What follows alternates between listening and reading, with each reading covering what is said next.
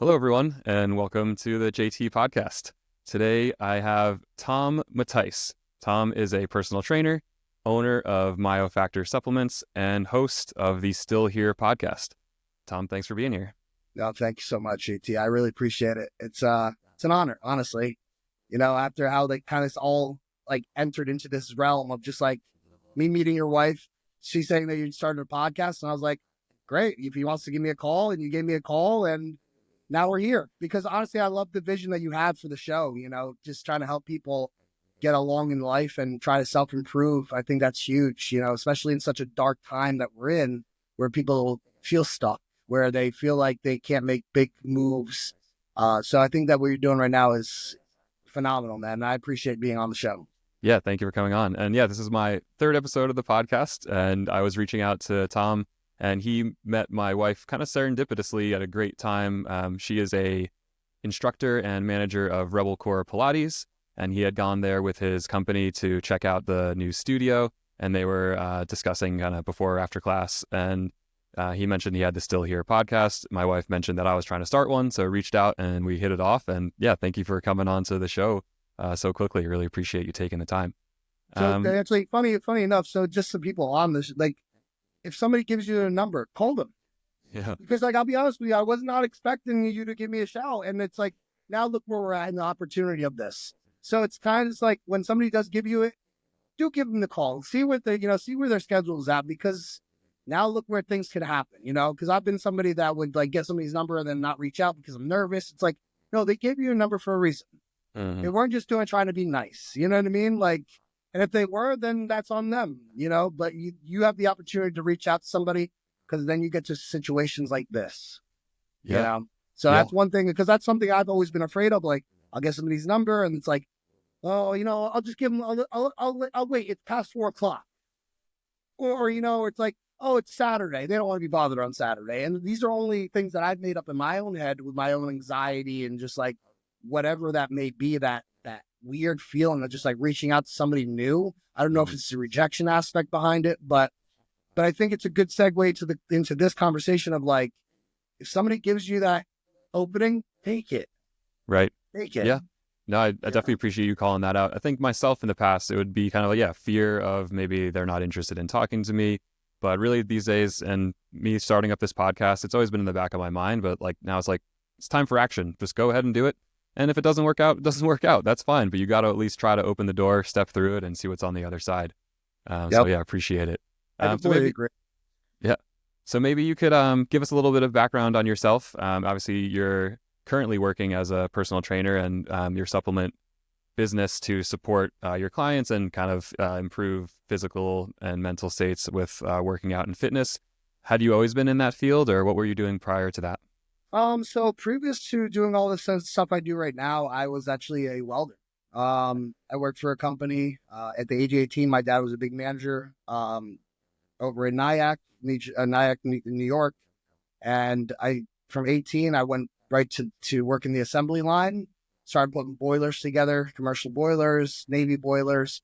And then a year, 2 years into that, a couple of the old school welders which I grew up with. I grew up with a lot of old school dudes, the dudes that were like, go cry over there, come back over here and get this done, or like the guys that will grab you behind the back of the neck and go, what did we do wrong here? And then you're like, okay, fix it. And then you don't ever have to be taught it again. Right. It's not one of those things.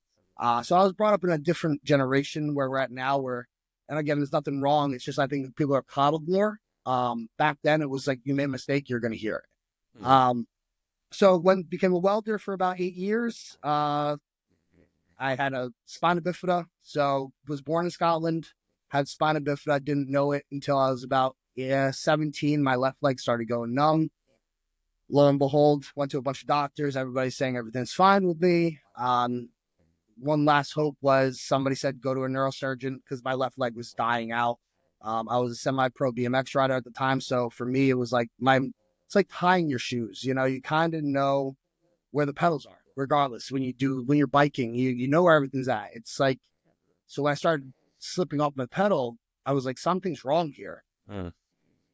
Fast forward, 22 years old. I had my first spinal cord surgery.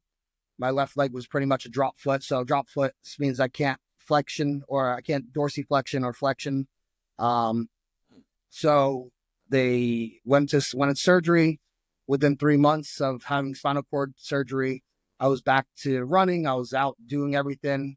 Even the doctor was very like, wow, I can't believe that you excelled this fast, especially with the surgery that I had, because there was only 10,000 done in the world at that Whoa. time. It was Yeah. called a tethered cord. So like, when a rope starts to taut too much, it starts to fray. Mm. My spinal cord, the more I grew, the more it would fray because it was pitted at the bottom with the bone through the spinal cord. So when the spinal cord, when I would grow, the spinal cord would stretch. So it stretched Oh. over 5 inches longer than it should have stretched. So is that like the nerves themselves? Like when you're saying spinal cord, it's like kind of like the bundle of nerves that's within your vertebrae? Yep. So literally one side of that spinal cord itself, so it's kind of like a gelatinous, like, I don't know, like pocket, not pocket, but I guess tube. It Uh-huh. started to fray. So we get like, I started losing nerve end. I started losing feeling in my left leg. Going to the bathroom was a little more difficult, things to that degree, but nothing crazy. But then it got to a point where the drop foot accelerated so fast that I had to wear a brace. It's called AFO. The AFO helps with like just continue to keep the foot upward so I could just do heel toe and walk with it. And I had that for about 8 years. Mm. And it was fine with that. I fought MMA with that. I had 3 amateur fights, jiu-jitsu. I was able to do all that with the brace. Um, and then decided to get into more fitness. I was welding and I got tired of weld. So at that point I had went through a lot of surgeries. I went through my second spinal cord surgery. And that kind of just took me out. So I was like not being able to really perform my job the way I would normally do. It was more, lifting things over 75 pounds was like the description in my job. And if I can't do that, I can't really do what my job was. Right. So I ended up getting let go. And then I was at one of my gyms and I was hopping around with a 45-pound plate because my leg at the time had opened up. I had gotten a sore on the bottom of it, so it opened up. So hopping around, putting plates on, and then some guy was like, "Hey man, do you train people?" And I was like, "Yeah, I do." And I talked to the gym owner. I started training people. Then lo and behold, from that point, he gave me a bunch of he was a construction guy, which was well known in the town, which I didn't know. And then he opened the doors to me, other clients, higher class clients, people that made like more money and helped me really solidify a business plan behind everything.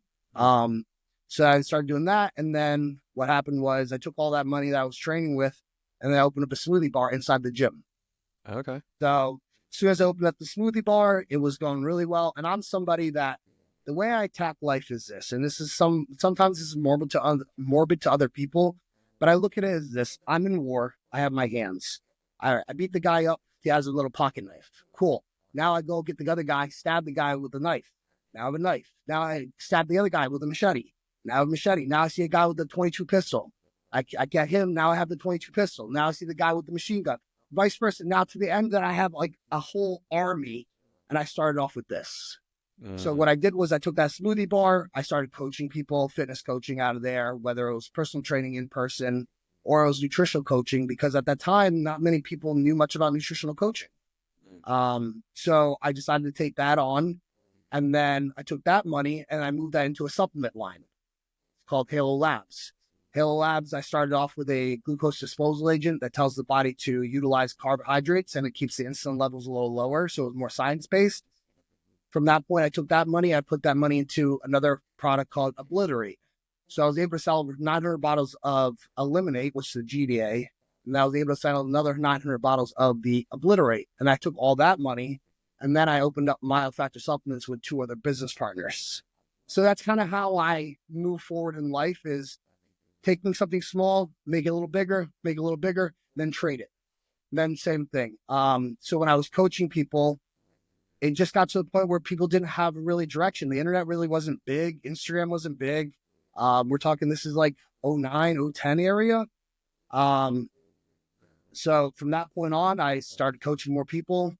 I opened up the supplement shop. I closed down that. So I opened the supplement shop up in 2018, actually. And just kind of full blown decided to stay in the fitness industry, coaching people, personal training people, as well as doing the supplement shop thing.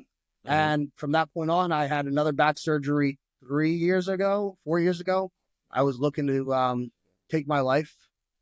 I was sitting in a hospital bed, and I was just like, I can't keep doing this. So I had the amputation, and then the amputation actually broke open.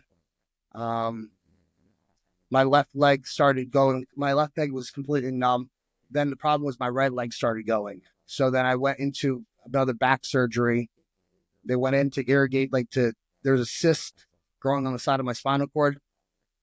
Long story short, they pulled it off, but unfortunately they opened up my spinal cord and all the fluid came around the cyst fluid went all around my spinal cord. They had to irrigate it. I was in the hospital for 10 days, 15 days, somewhere in that range. And that's when I was like, yeah, I'm just going to take my life as soon as I get out of this hospital. Whoa. I spoke to a nurse. She gave me a whole different perspective on life that night that I was looking to do it. To this day, I still don't even remember her name or know who she was. It was just one of those things that was like fly by night, and she changed my life. And I ended up opening up a company called Still Here. Still Here is a brand where it's just people that have been through some hard things in life that were able to figure it out, to get on top of it, or to conquer their issues that they have ever had. I'm someone that is my humility is so high at this point that this is just a rental. As soon as this is gone, the soul is something different. So I try to be open up front with people. My bladder doesn't work. I have to catheterize to pee every day. Like things to that degree where people would be nervous to say, but in my head, I'm like, my journey here on earth is to help other people get ahead in life, get over their old traumas, realize it will happen. But how do either you can be a victim to it, or you can use that to forge the person you want to become. And that's the statement I usually like to say is like, just become the challenges you are given. And the more challenges you get, the harder you come through them. That's more armor to you that you've been through things. So it's Still Here. It's a podcast where I bring people on just been through some hard things in life, whether it's almost committing suicide, child traumas, amputations, just life itself. And then talking to them and seeing how they got through those moments, because everybody has different attributes to get through certain time frames. I think it's good to hear other people's story because you can resonate with it and then try their approach. Like we were just speaking before having this, you're doing breath work, which is something new to me, which I've been doing for about 2 years now. And you had said you were going to an actual place for it, which I'd like to go to, because understanding yourself more is only going to be the most powerful thing about you. You know, if you can understand the creature you are, you'll be able to give yourself to other people in a better aspect. So again, going back, I want to share people's stories because you may get something from that story that was so profound that you never even thought about, and then utilize it for the next 20, 30 years of your life. You know, I learned the breath work of getting energy out and I learned that from my deep tissue guy, you know, just something out of the blue. So yeah, going through all that, did all that stuff. That was crazy. Opened the podcast studio. And, you know, now where I'm at in life is just continue to keep trying to improve myself and help others. I've realized in life, and I've actually just realized it this year around the summertime, I have the business. I have the 2 businesses that are doing really well. I have the French Bulldog. I have the $85,000 Jeep. I have good money. Like I wasn't happy. And then I realized that when I would help a client out or help somebody else out, that joy that I would get would bring tears to my eyes. So I'm like, that's what I got to double down on. Giving back to people so it fulfills my cup. So it's kind of like a self-reward in a sense without really looking at it that way. It's like, if I can help this person even bring their story out, you know, maybe like that'll give me a little more reason to keep pushing forward. And that little bit of like, oh, this is nice. This feels good. Yeah. You know? Yeah. I mean, people like you sharing your story and all of the, you know, struggles and issues and challenges and kind of being dealt a hand that you had no say in.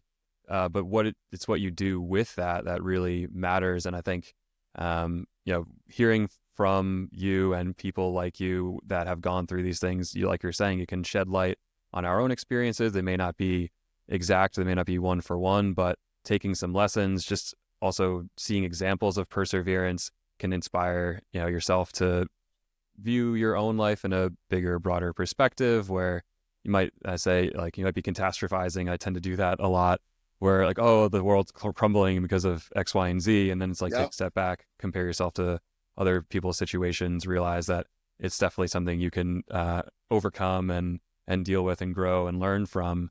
I think is really the perspective change that I've been trying to implement with my own life.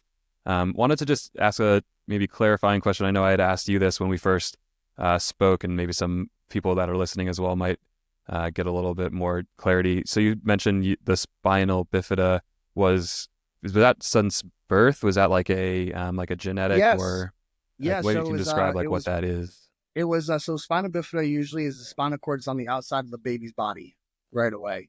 Um, I was brought up in rural Scotland back in '87. They didn't have the technology they have now. The education over there, they didn't have the education. Like everybody, we have the privilege in America to see all the education and, see the warning signs.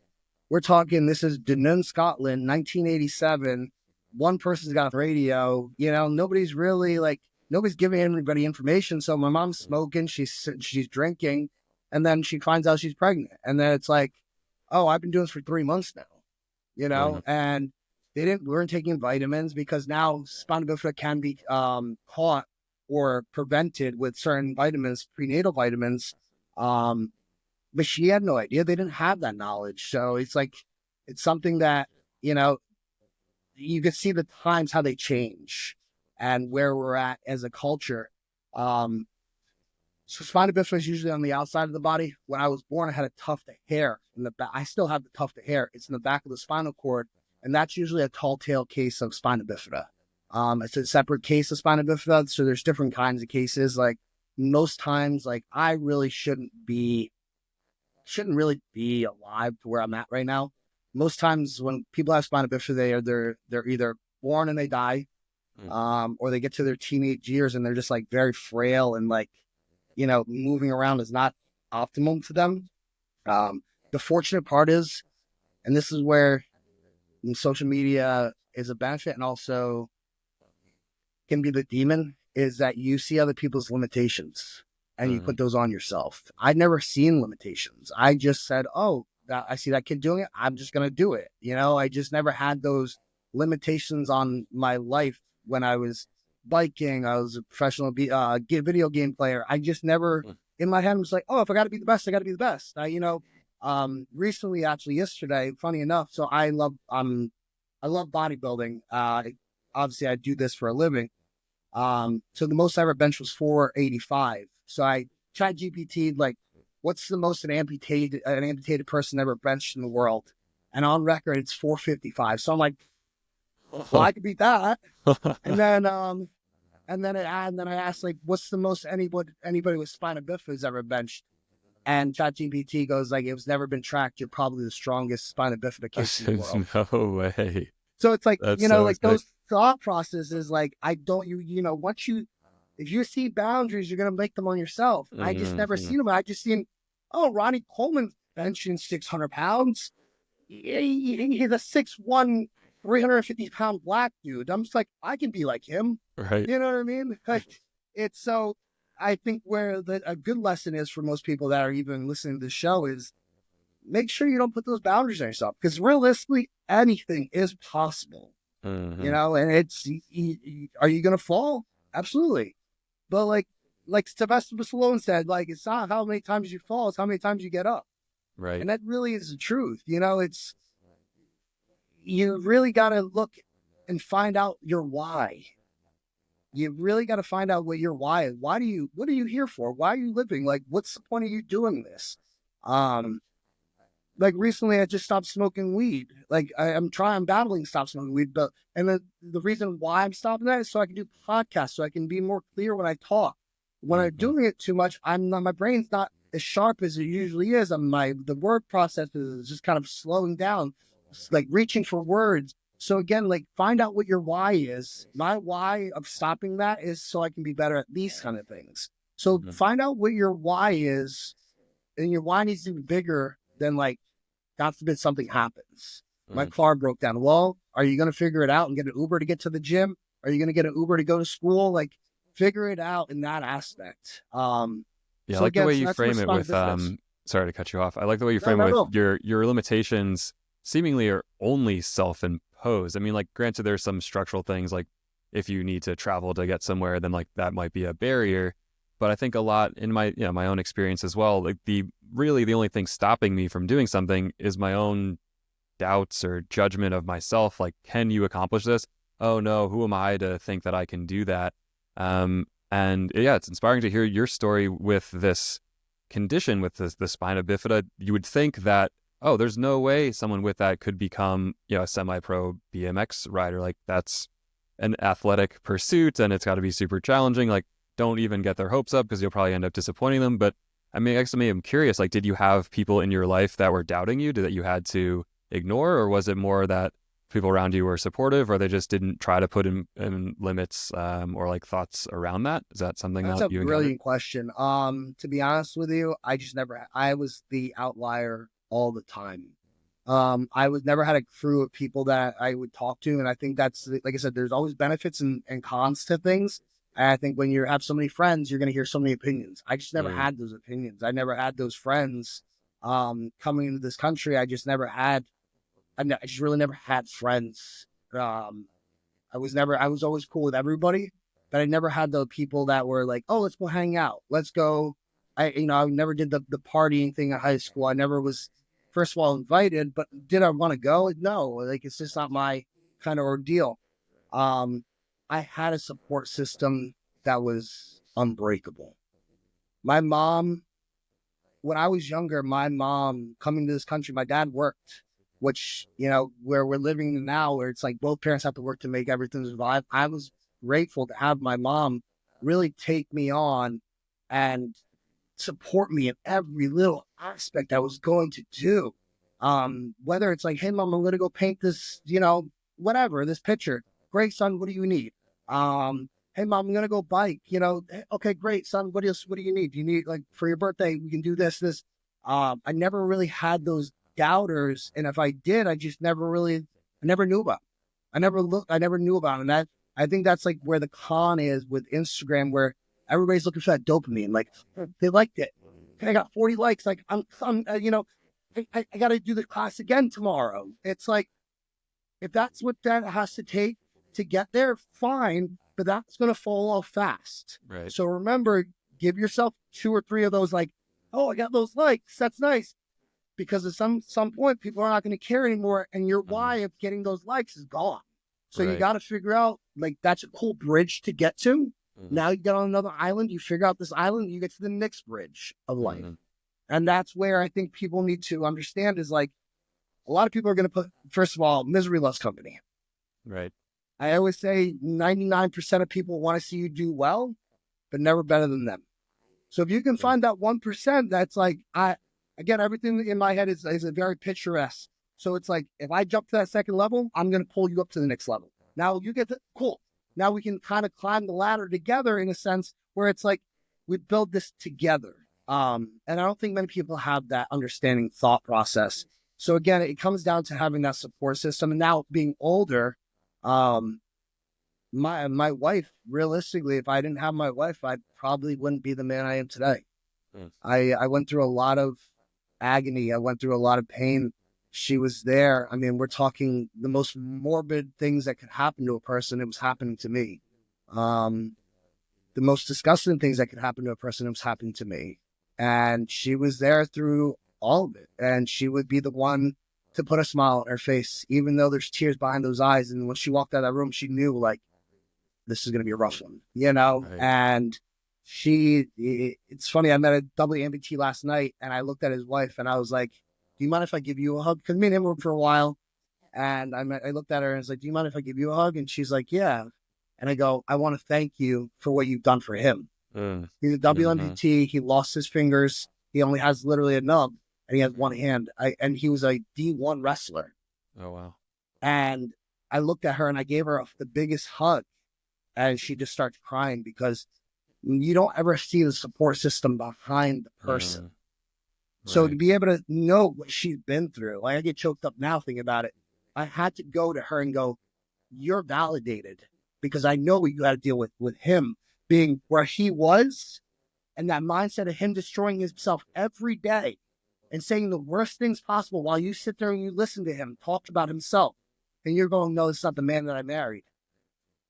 It's hard, and it's detrimental to somebody's mental health. So when I gave her a hug, I meant it, because my wife is really the reason why I'm still standing and moving forward in this. Because there's been times where she looks at me and I'm just like, fuck, I'm done, I'm done. And she's like, this is not the man I married. No, I don't care what the man you married. This is not who I can't keep doing this. And you know what happens, man? I've learned just venting sometimes is the best thing possible, because that's what I've realized now. I go, I'm just venting now. I don't need you to fix it. I don't need Mhm. you to come out with anything that you're going to say like, well, we can do this, we can do this. I don't want to hear that at that point. I want to hear this sucks, and let me say that sucks. Right. And I think that changes a lot of perspective on people's lives. So again, with your question, I didn't really have naysayers. And again, I didn't have social media. And if I did have the naysayers, they didn't either have the balls enough to say it to my face, or I didn't have, like, I'm sure I did, because everybody's going to have them. You know, if you're the wolf on the climbing that hill, you're going to have the wolf at the bottom. I mean, have you ever heard the crabs in the barrel theory? Where actually maybe you can explain it to me. Yeah. I'll make it real quick. Guys walking down walking down the pier. He sees a guy, he's fishing off the coast for crabs. Sees a bucket full of crabs, and he's like, hey man, your crabs are going to get out. The guy didn't turn around. He goes, no, they won't. He goes, no, I'm watching this crab. He's about to jump out of your bucket. The guy still doesn't turn around. He goes, don't worry. The other ones will grab him down. Mm, And lo and behold, another crab comes up and grabs that one down. That's interesting. society, unfortunately. We live in a crab bucket where nobody really wants to see that next person get to that next level, because they want to be at that next level. So that's kind of how I look at life, is if I can keep my opinions to myself, I don't give it to many people, I don't have to get many opinions back. Unless I open that door to, hey man, what do you think?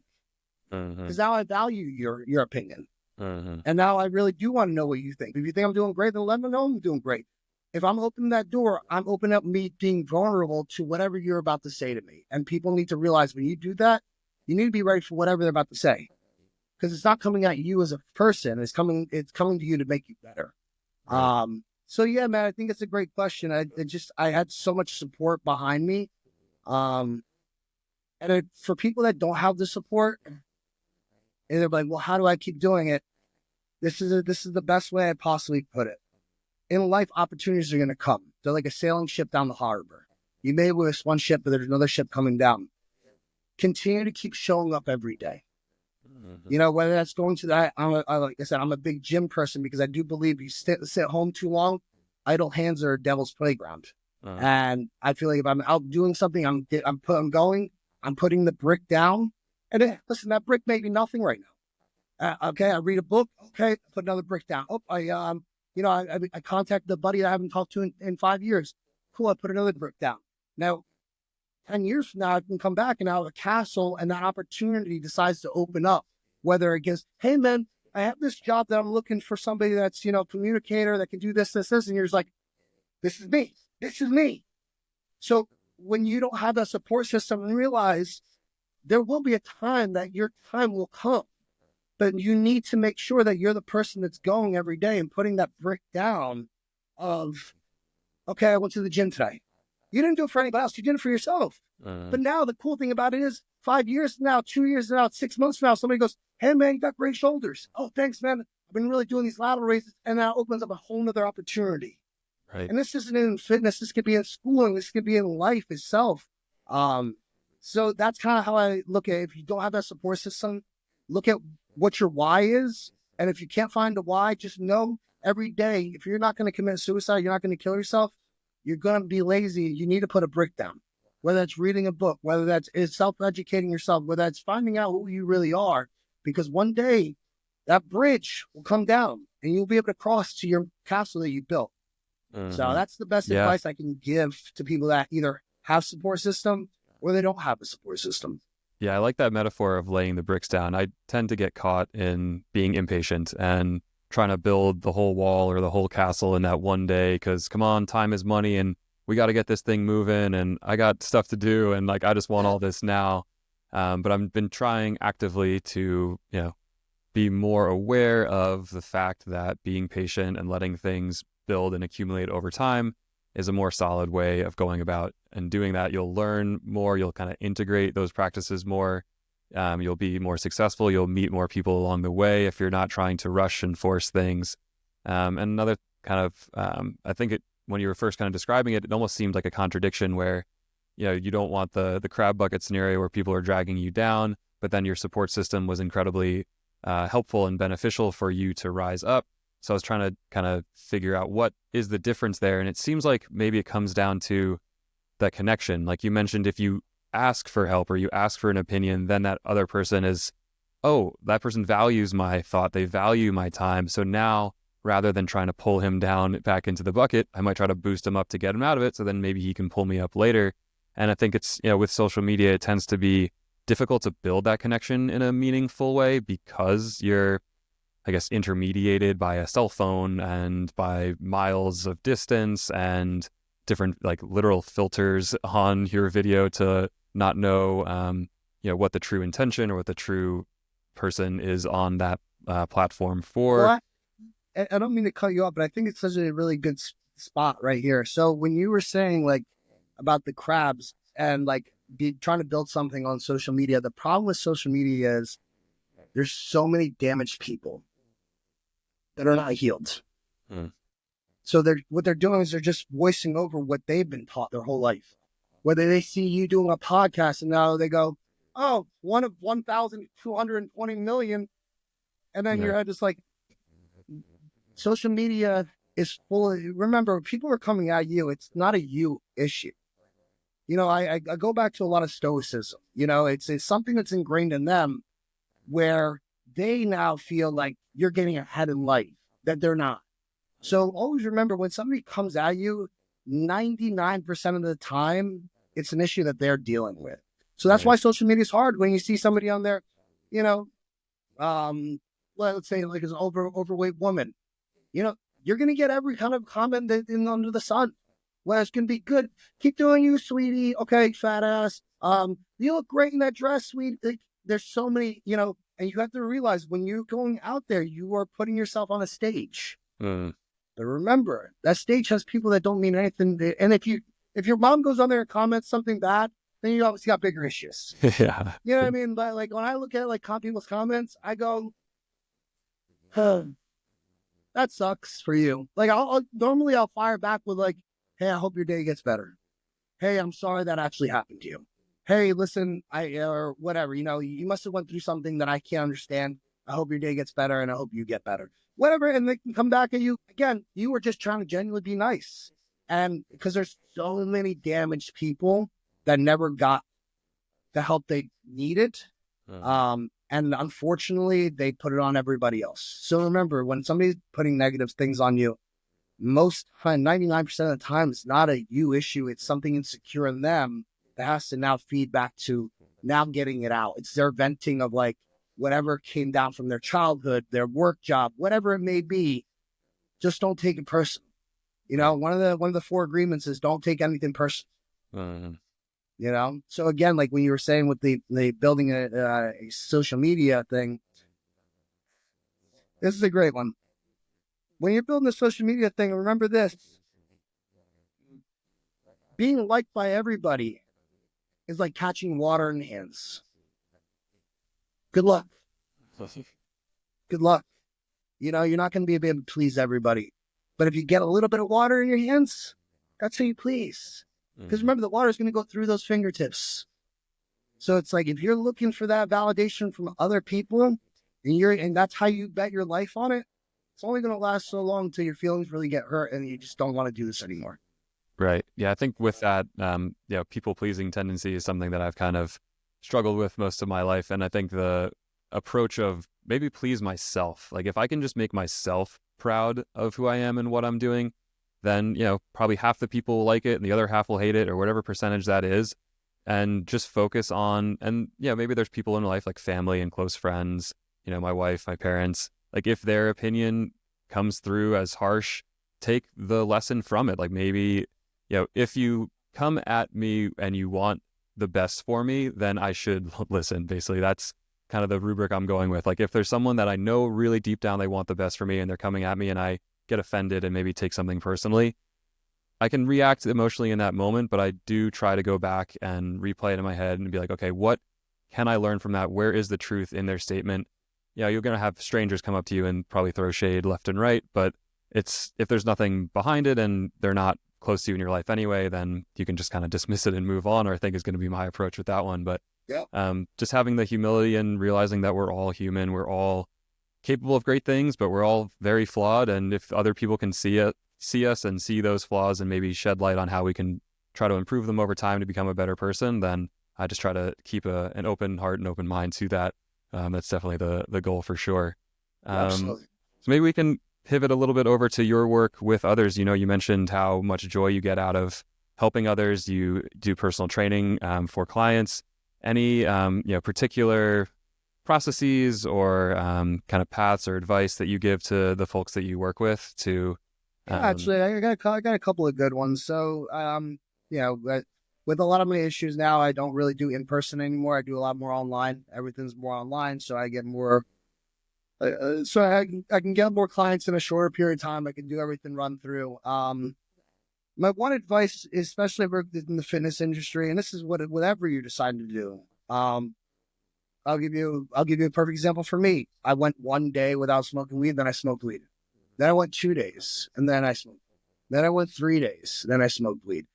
As long as I'm not going backwards and I can hold it that, let's say, Monday, Tuesday, Wednesday, Thursday, I'm good. Friday, Saturday, smoke. Okay. Then I know, okay, this is where this is my pattern and I'm okay with that. Making sure that you're try to push those days as long as possible. So like when I get new clients on, a lot of lifestyle clients, a lot of my lifestyle clients are women. And they're usually in their 40s, 50s. They've their kids are already gone. They've lost themselves, because now they got pregnant at 20 years old. Their kids are 20 years old. Now they're 40, 45, 50.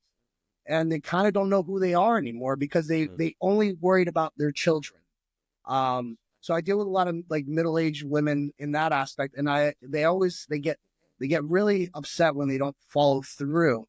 But me going back firing fire is not going to do anything for them. It's more of the conversation of like, hey, how many days did we make it? Well, I got to Tuesday, I got to Wednesday, and then like my son came over and then he brought wine. And I go, oh, cool. How was the wine? I'm not here to smack the dog. You know what I mean? In this game, you're not here, like, you're trying to get better. And you know what the cool thing is? You got 2 full days of dieting. Mm-hmm. Cool. Knowing that this is not, if you now come to me and you go, hey, listen, I'm in a bodybuilding prep. I want to be shredded by this time. Now I have a different aspect of going, what can we do?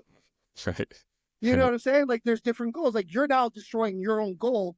And then my reputation is on your body because you're just following the script. Well, I looked okay on stage. What happened? Well, my coach, what did you follow up there?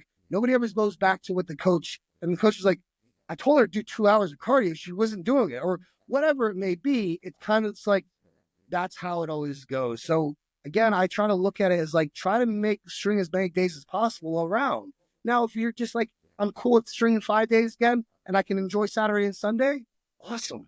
Now you figured out yourself. Now you figured out a routine. Now you say to yourself, Monday, Tuesday, I'm going to diet really hard. I'm going to go to the gym. Wednesday, I'm going to have a cheat meal.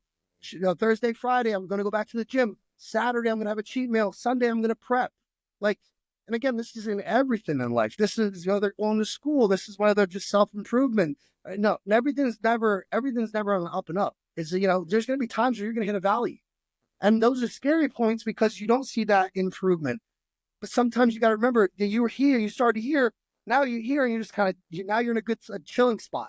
Again, what's going to happen is this: you're going to go up again. You're going to sit.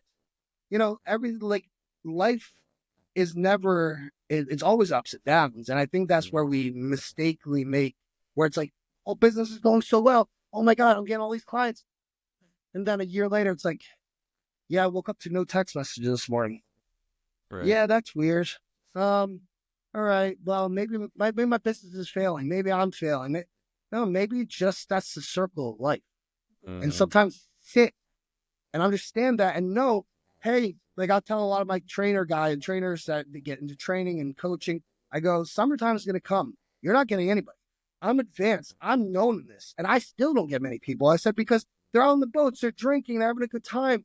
I said, but if you can have that conversation and understand the client and what their aspects are, you can still work with them. I said, but sometimes you got to just hold. And then you know what you do when you hold? So you work on your marketing. You work on the small things you weren't doing before. Now, if you don't do those, you're the problem. Mm-hmm. Yeah, I That's think kind of it's like the way I look at it. right. I think for myself, it's easy to put this narrative or this kind of arc of like linear success that I've seen, and you read the books and like the biographies, autobiographies of the successful either business person or athlete, and it just seems to all have like this kind of nice bow, and like maybe there's like 1 or 2 pages in the beginning of the book where they're like, he worked really hard, for 10 years, but then he like got all good. And it's like, wait, what happened to that 10-year block? And now you're just focusing on like the peak of their career when they were super successful and everything was going well. And I think it's just so easy to dismiss that like 10 years of the ups and downs and the doubting themselves and the all the trials and tribulations that they went through. And when someone asks you, oh, how was that book? Oh, it was great. This person had nothing but success, because like that was like 90% of the words on the page were just Yep. talking about their success. So in your mind, you're like, well, why am I not just all success all the time?